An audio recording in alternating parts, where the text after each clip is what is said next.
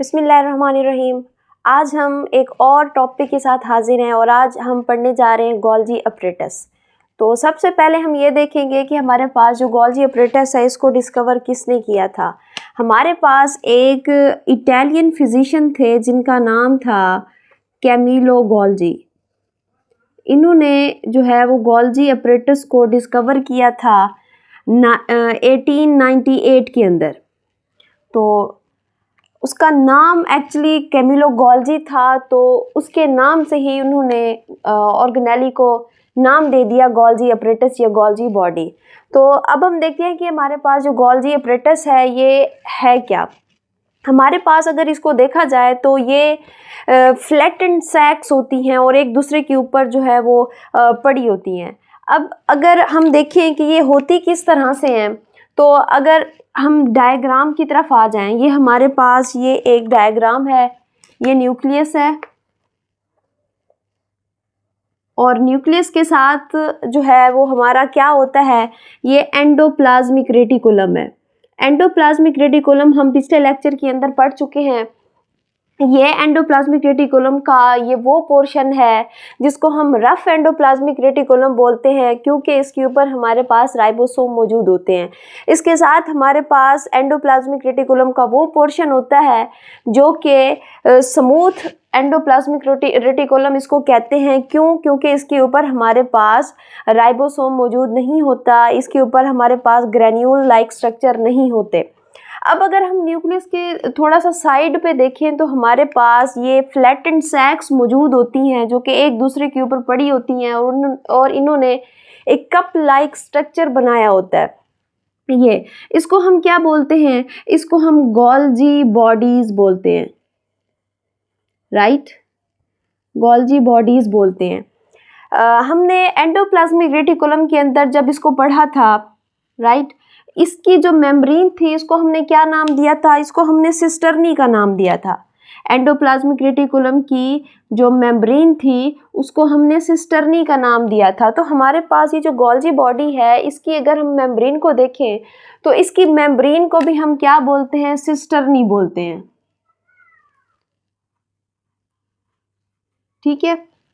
अब अगर मैं गोल्जी बॉडी की एक मेम्ब्रेन बाउंड सैक को बाहर निकाल के आपको इसका स्ट्रक्चर दिखाऊं तो लेट्स सी, ये देखें कि हमारे पास ये एक सैक है गोल्जी बॉडी की और इसके हमारे पास जो हैं वो दो फेस होते हैं।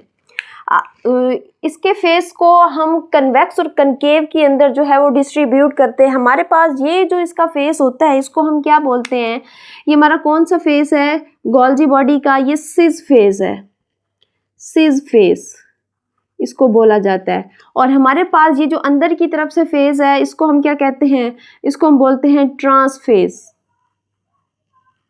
राइट। हमारे पास जो सिज फेस होता है इसको हम फॉर्मिंग फेस बोलते हैं और हमारे पास जो ट्रांस फेस होता है इसको हम मैच्योरिंग फेस बोलते हैं।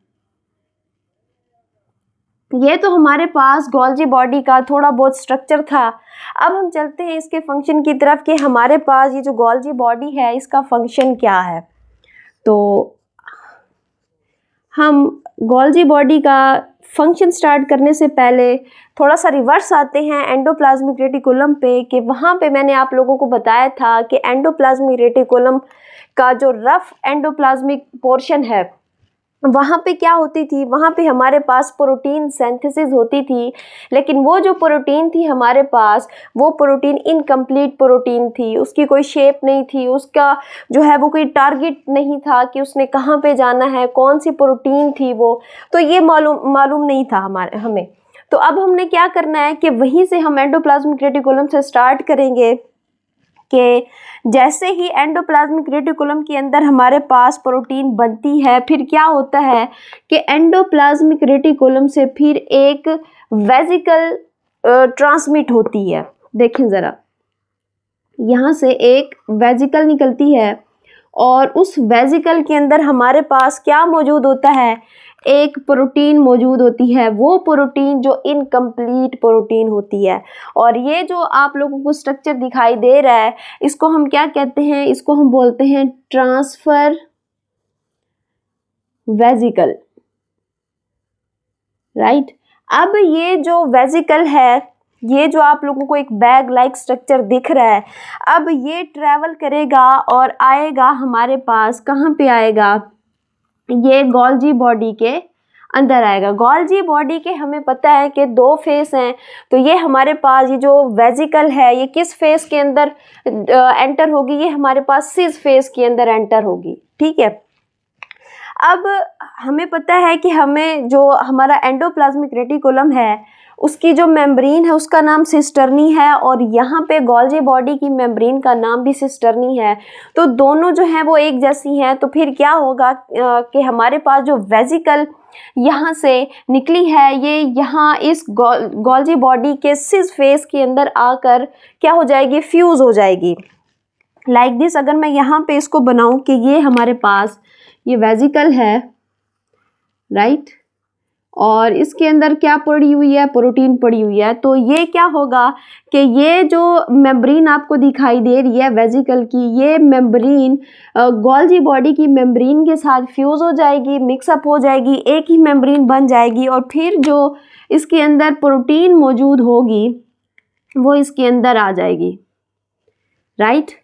तो ये हमारे पास इसका जो है वो फर्स्ट फेज था कि सबसे पहले हमारे पास एंडोप्लाज्मिक रेटिकुलम से एक वेजिकल निकलेगी, उसके अंदर प्रोटीन होगी, और प्रोटीन जो है वो फिर कहाँ पे एंटर हो जाएगी, गोल्जी बॉडी के अंदर हो जाएगी।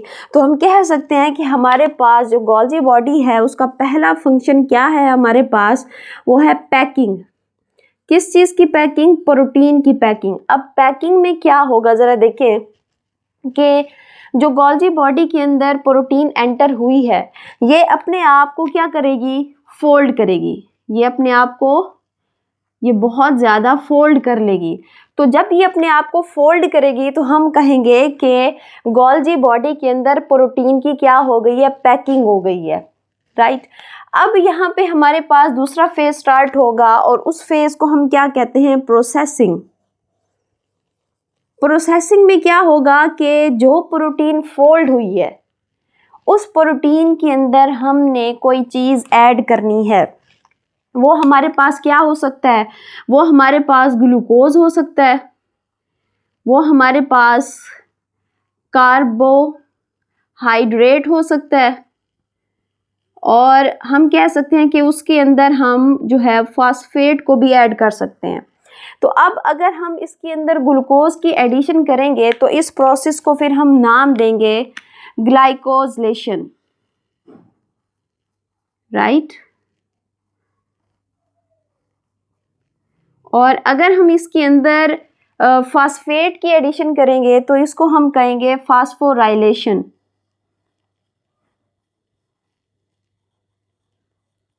अब जब हम प्रोटीन के अंदर वो प्रोटीन जो फोल्डेड प्रोटीन बन चुकी है, अब इसके अंदर अब अगर हम इस ग्लूकोज को ऐड करें, कार्बोहाइड्रेट को जब हम ऐड करते हैं तो यहाँ पे हमारे पास गोल्जी बॉडी का दूसरा फंक्शन भी फिनिश हो जाता है। वो क्या है, प्रोसेसिंग। यानी कि प्रोटीन के अंदर जब हम कोई चीज़ ऐड कर देंगे तो ये हमारा क्या हो जाएगा, प्रोसेसिंग हो जाएगी।